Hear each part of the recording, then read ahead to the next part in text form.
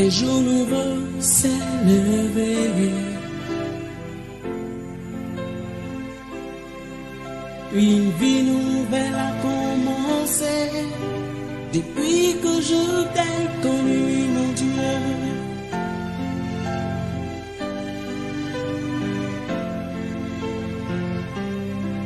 Un soleil nouveau s'est levé.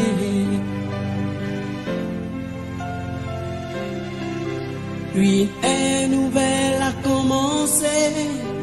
Depuis que je t'ai saisi, Jésus.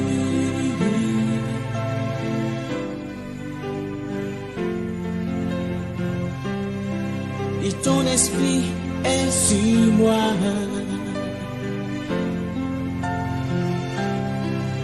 Puis une source de vie coule en moi.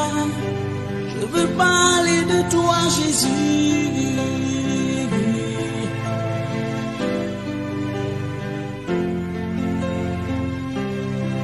Et ton esprit est sur moi.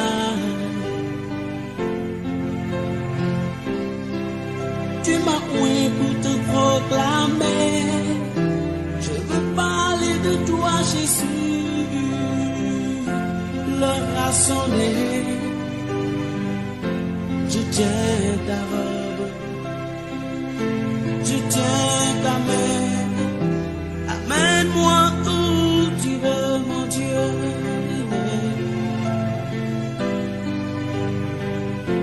Je tiens ta robe. T'as fait de moi ton prisonnier. Amène-moi où tu veux, Jésus. Je veux faire ton œuvre. Je veux faire ton œuvre, Jésus.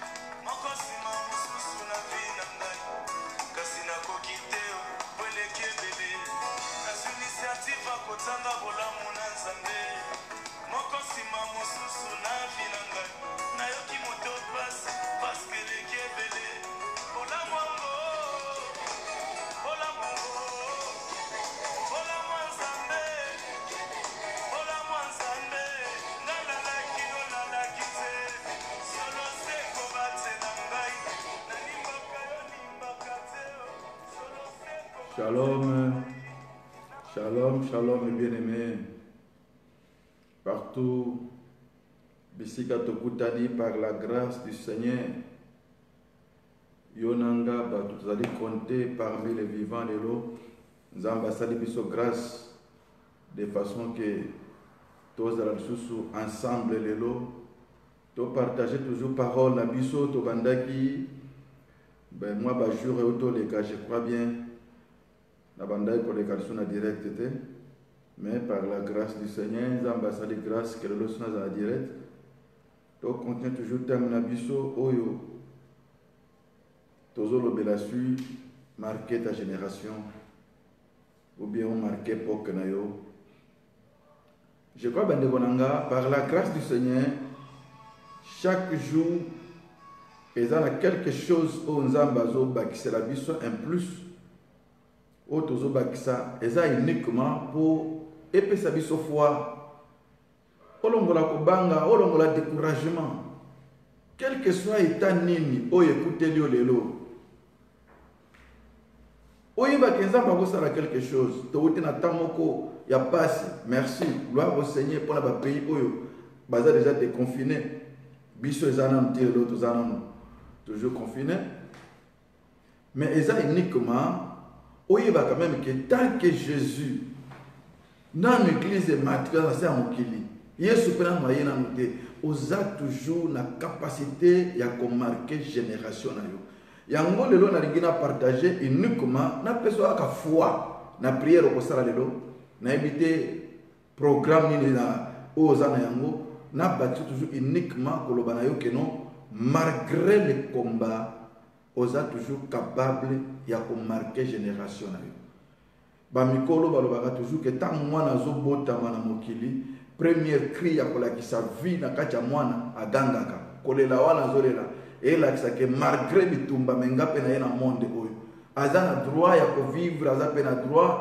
ya kokola alors yango nalingaki to partager parole wana toujours na passage na biso biblique oyo totangaka mikolo nyonso na Acte chapitre 16 verset 36 bisika David alobaki Bible lobi or David après avoir à son temps et l'autre makasi na David dans son temps yango mona continuer ko tuter na Césate na français msolobi David dans sa génération et lingola que Jésus de David na temps na ye na génération na ye il a marqué sa génération.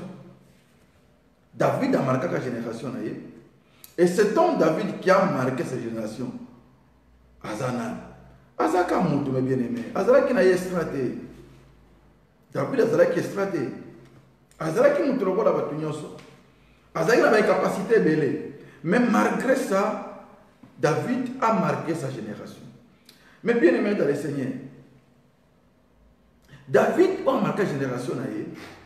Akutana ki pe na ba combat na vie ba combat za ki belé même na famille na même na bana na mais malgré ba combat David akutana ki na yango a marqué ki génération oza mutali boso to kutana bitumboza na yango équipe nyonso soki ezobeta bal ata bazopola 10 balobaka te ke bazo gagner 10 bakoloba te ke bazo gagner bazo mener c'est-à-dire match dans le série parce que miracle ça la makaka yango eza uniquement pour la kisayo que nanga que me bien aimé dans le Seigneur que il faut que malgré bitumbe cause dans la vie mais marquer génération na yo mais écoutez mes bien aimé dans le Seigneur David a marqué la génération na bitumba zala ki yango même notre Seigneur Jésus-Christ notre Seigneur Jésus-Christ na kobota manaye ezala ki toujours bitumba raisonner mutazo bota ma loi moko ebimi ke babo mabana nyoso amike ya mibala c'est-à-dire na babo mai mais malgré ça a marqué la génération na ye papa na ye bazui message pour te pas na ki message Jésus en Égypte ba ki message Jésus en Égypte et tant on t'a qui en Égypte quelque part et là c'est déjà que avec la faiblesse. Il a la position à faiblesse. Akim en Égypte. Mais malgré Akim en Égypte, il a été à Zongaki. Il a continué. Donc, mes bien-aimés, et ça uniquement pour l'exception que malgré bitumbe cause à la vie, mais marqué génération, malgré bitumbe cause à la Bartimée, aviva qui événement qu'on a vu naïe. Jésus à côté de Jéricho.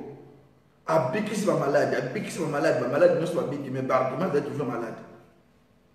Asilisi lobi kwa bandi kobima. Na kobima. Nde Bartimée akezwa miracle. Oyebi tangu Bartimée zoganga Seigneur Jésus pitié de moi batazo pepisa. Voilà zene tika Yesu asi alembi na ye asibikisi tabatu.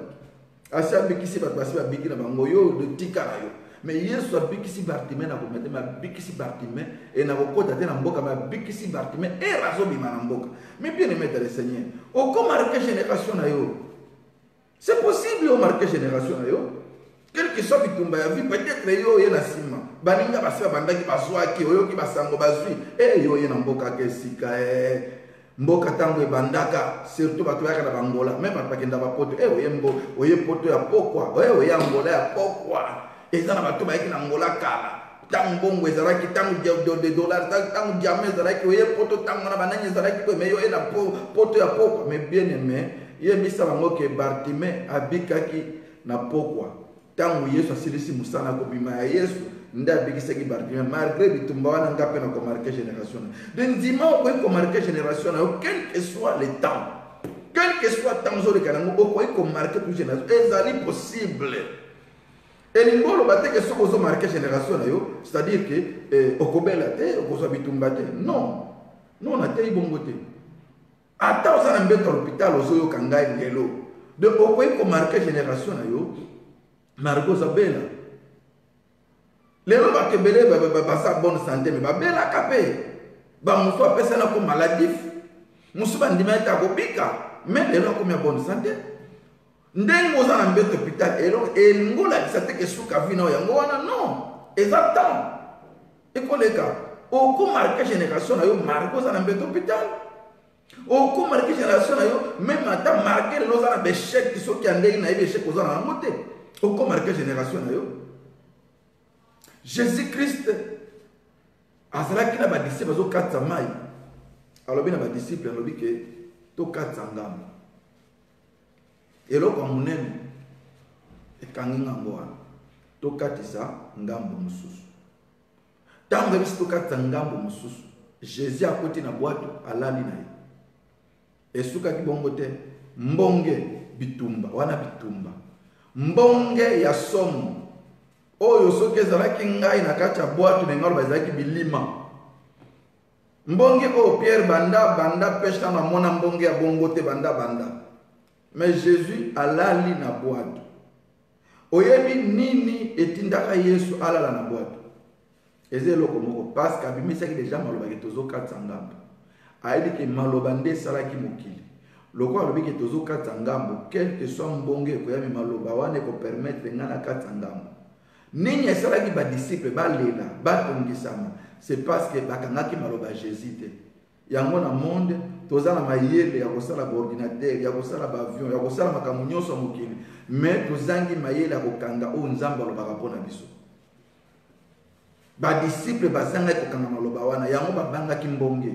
Mais Jésus lokola yebaki ke maloba ya monde salaki mokili pe asia lobi ke tozo katisa ngambo tozo passer autre tozo katisa ngambo mususu alali pongi azalaki à l'aise quel que soit mbongi. Mais bien aimé na oyebisa yo soki obando kanga maloba nzamba loba na yo tango zalaka na ba prière na ba jeûne na ba retraite na nzela basali ya nzamba maloba o nzamba lobi na yo na yebiso quel que soit mbongi ko ikoya moko zala à l'aise okutungisama te ozana kimia parce que oyebi ke nzamba lobaki na ngai ata bitumbe ko ekoya mena kokatsa ngambo mususu. C'est possible au marquer génération na yo quel que soit bitumba ya vie. Yesu alali pongi me ba disciple bakomi kotungisama bazo bunda bazo mona mai ezokota boite bandi kozinda.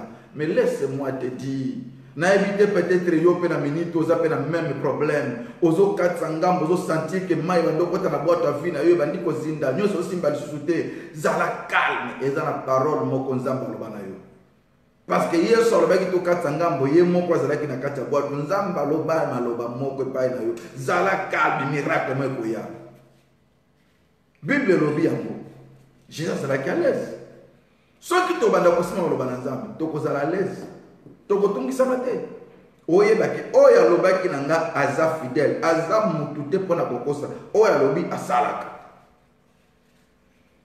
Oyebi mes bien-aimés dans le Seigneur, oyebi batoyo bazwa lelo combien ba échec bakutana bazwa lelo. Malgré ba combat mais ba réussir na vie. Oyebi mweso ya bali combien mibalo bazwa ye babala été. Combien de mariages to ba fiança oyebeba. Mais lelo oyo tozo beta maboko kala ti voile lelo. Moi si oya oti ko bota mwana oyebi bazemi nini longwa bitumba kutana na yango. O peut-être ba tumba kanisa na robota na lisusu te. Mais na suka nango lelo tozo beta maboko tozo mona pa comme témoignage que aboti bana. Pour dire qu'il y a toujours des combats. Bitumbezala kaka. Mais malgré bitumba wana Nzambe a ko permettre yo o marquer génération na yo. Oyebi batoyo ba fandisi ba ministère na bango le tozolula ba ministère na bango. Ba combien de combats ba kuta ba ministère na bango. Mais bien aimé, et ça ba toya bandi ministère pe akati. Amone simbite. Mais laisse-moi te dire. Chrétien a échoué à côté, mais chrétien abandonne. Un chrétien n'échoue jamais. Mais chrétien abandonne. C'est-à-dire, à s'occuper de ça l'effort. À remonter que Pantoine m'a abandonné à Tiki. Ou échoué de moi abandonné. Et ça, l'équipe est au main et quand il match est bimi. Parce que pour la 1-0, il forfait. Mais peut-être que si on va continuer le match, il va gagner. Non, mon équipe était polie, mais la souka peut gagner. Qu'on la peut changer comme personne. Nazolo bana mwasi moko, nazolo bana ndeko moko azolandanga. Est-ce possible au marquer génération? Même yo motozo landanga olingo longwa siko na page nazo landa. Mais nazo est-ce possible nzamba tindinga na bana est-ce possible au marquer génération na yo? C'est possible. C'est possible. Et là, comme nous sommes dans le monde, et là, comme nous sommes dans le monde, c'est parce que tu peux ça Satan, nyonso ya malam, nyonso, tu peux ça Satan. Tu peux ça Satan, nyonso ya malam. Et le mot, ce qui me demande à Pamboa, mais à une bonne rebelle, c'est qu'à côté de la maison. Ce que le ministère est gagné dans mon kili, c'est que c'est à la maison. De pour dire que pour la vie sur la chrétienne, Zamba sala kanema kamala mouté.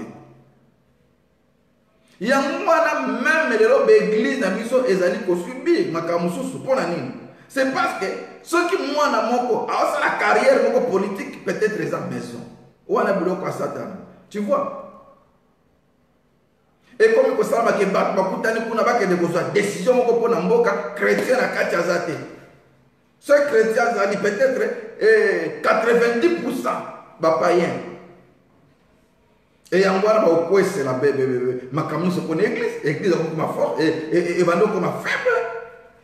Mais na zolo bana mutu moko c'est possible au marquer génération na yo.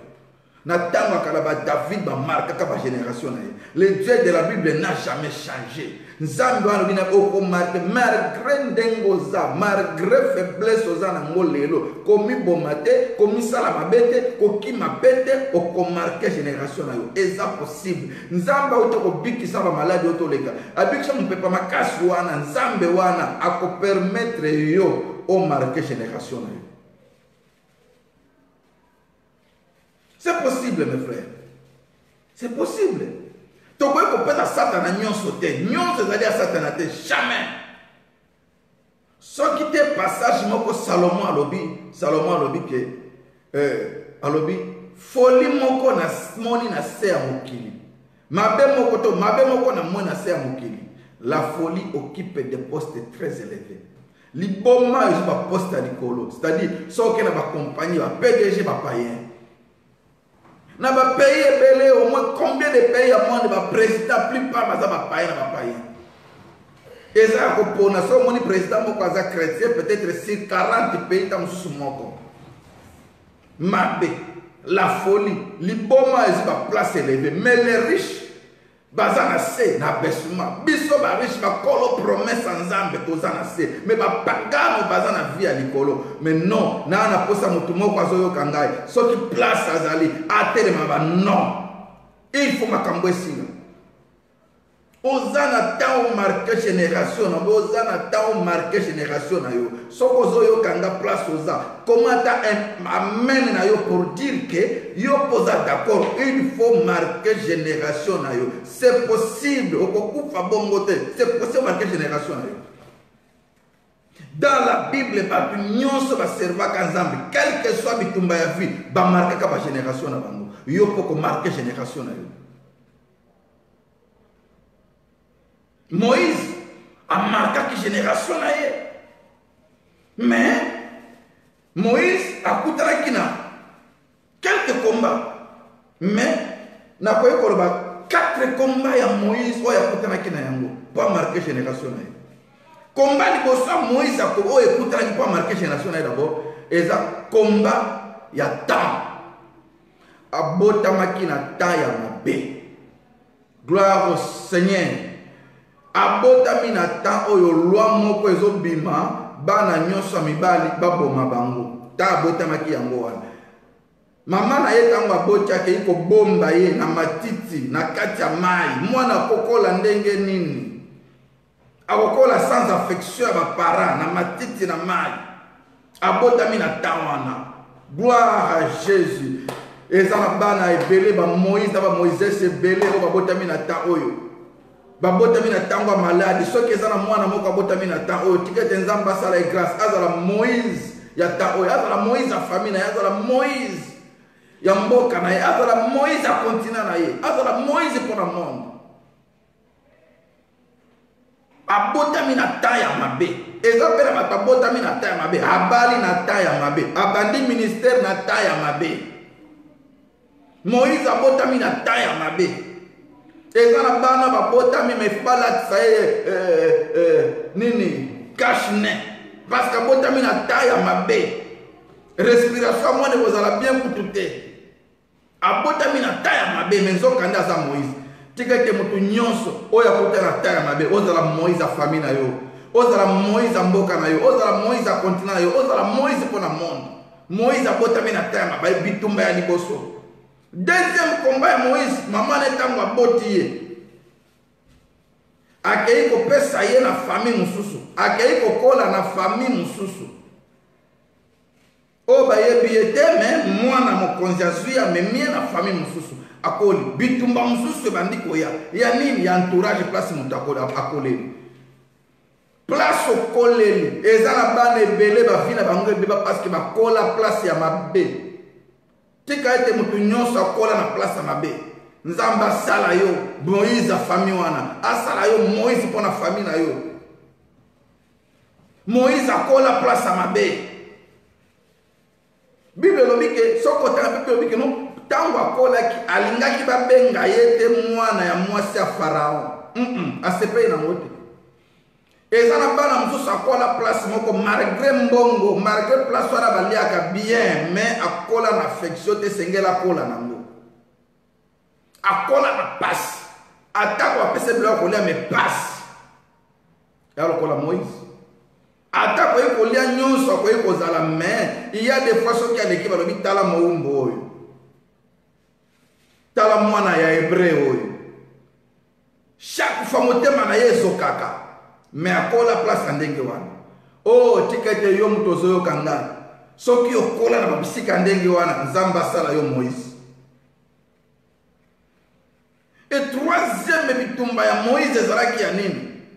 Bisika kola ki akuti ndeko na ye moko, akuti mutu moko to Égyptien moko azobeta hébreu. Abete Égyptien abomie abwakie akundie na zelo.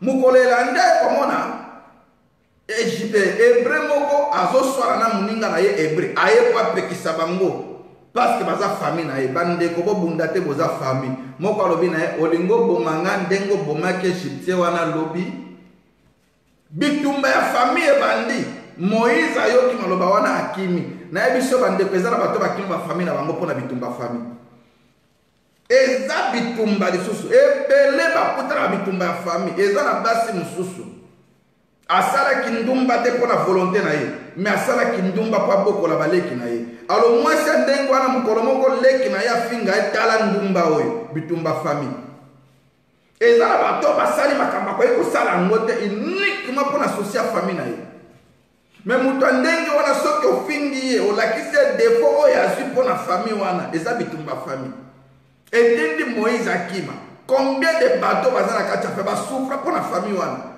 mais na nsima na yango le bafuta bango bazwaka kofingama o tikete soko oza mutu ande okuta biloko ndenge wana nzambe asala yo Moïse famille wana na kombo na Yesu suwe na nga asala Moïse famille na yo e na suka nango me bien aimé Moïse azalaki na bitumba ya suka ezalaki bitumba ya incapacité azalaki na yango likukuma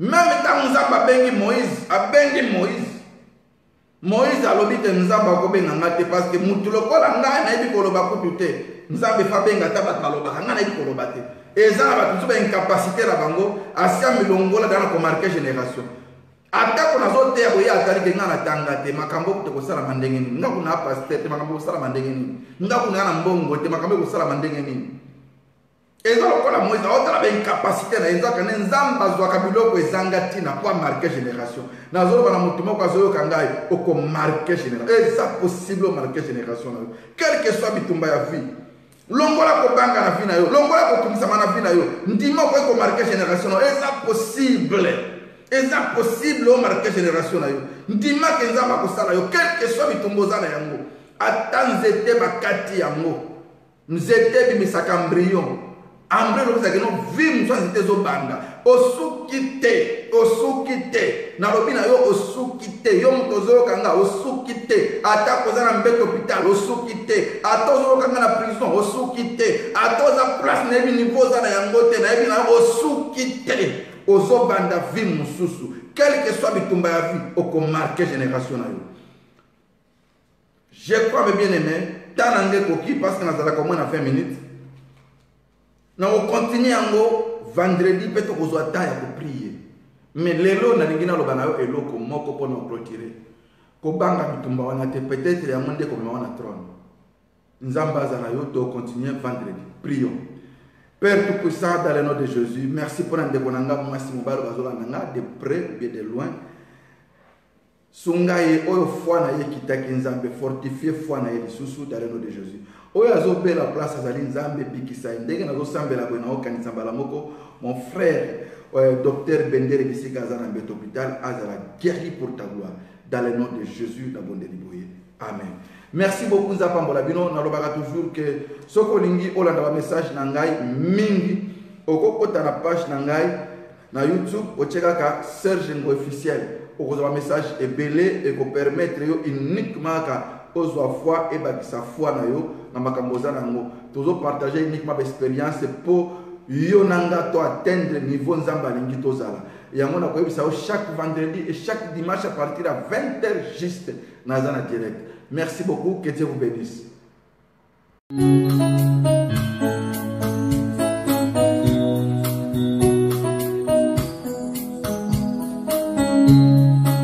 Kitana boko, divoyo, papa mabota,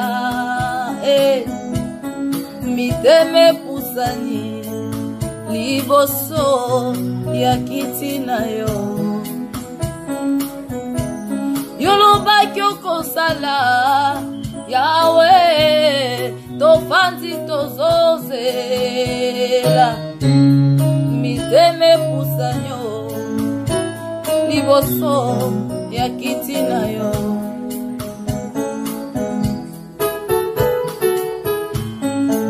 Kololoba kyoko sala Yahweh na ngai tofanzi tozozela kaka Yesu miteme pusani liboso akita bokonzi na yo Yesu kita olobaki na beta yo kofongola nasenga yo kopesa soki nalobi nakomona nzambe na nguya ngai mwana na belemi likambo yango nini yeba mokili ezalango likambo ya tango bokundanga te nanu nakufi te nga mwana na belemi kita na boko tina yo papa mabota miteme kusanyo liboso ya kiti na yo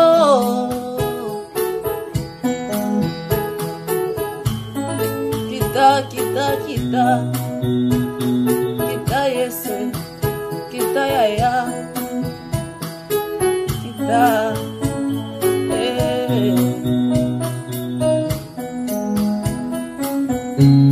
yolobaki okosala Yesu tofandi tozozela mitema liboso ya kiti na yo olobaki okosala Yesu tofandi tozozela kaka Yawe iteme pusani Yesu kita Yawe kita na boko tina yo papa mabota miteme pusanyo liboso ya kiti na yo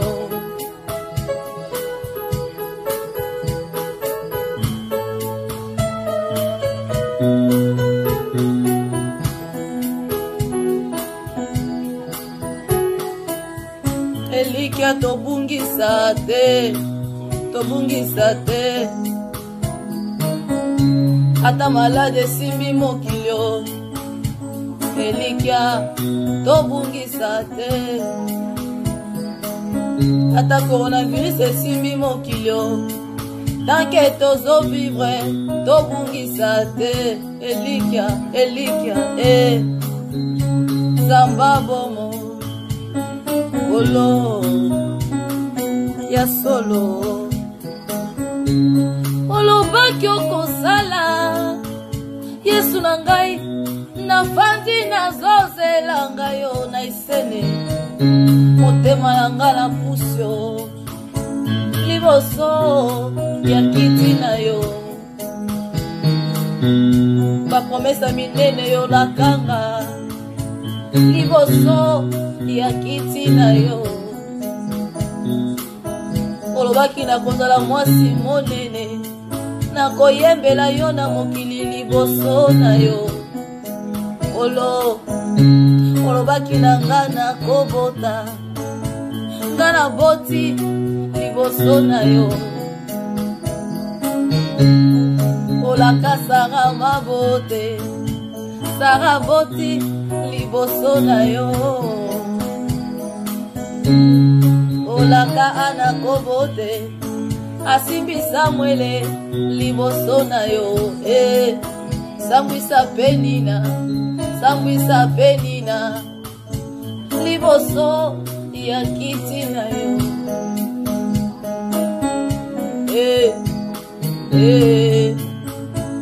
liboso ya kiti na yo kweisa coronavirus liboso ya kiti na yo Yahweh